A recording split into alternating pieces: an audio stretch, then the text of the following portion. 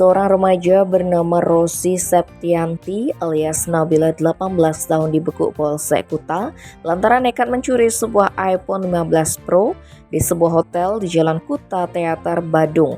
Mirisnya handphone yang dicuri adalah milik temannya sendiri berinisial S 15 tahun.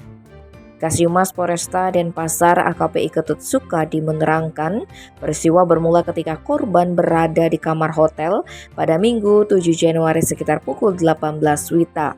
Kemudian datang dua orang temannya yaitu pelaku bersama saksi berinisial KN. Kedua teman korban yang salah satunya adalah pelaku bermaksud menginap di tempat korban. Mereka sempat mengobrol hingga akhirnya S ketiduran sambil memegang ponselnya.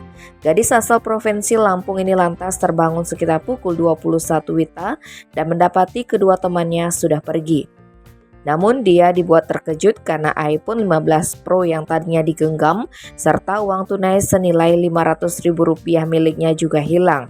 S pun melaporkan kejadian itu ke Polsek Kuta. Berikutnya tim Opsnal Reskrim melakukan penyelidikan ke TKP dengan mencari rekaman CCTV dan meminta keterangan saksi-saksi. Hasilnya pelaku mengarah pada Rosi.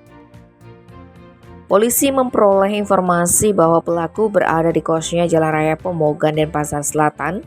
Akhirnya, gadis remaja yang sama-sama berasal dari Provinsi Lampung itu ditangkap oleh petugas pada Senin 15 Januari pukul 12 WITA. Aparat juga menyita barang bukti ponsel yang dicuri.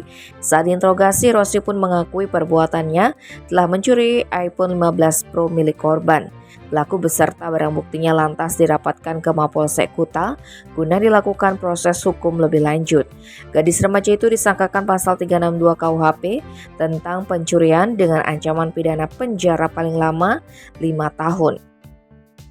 Tim Bali Express melaporkan.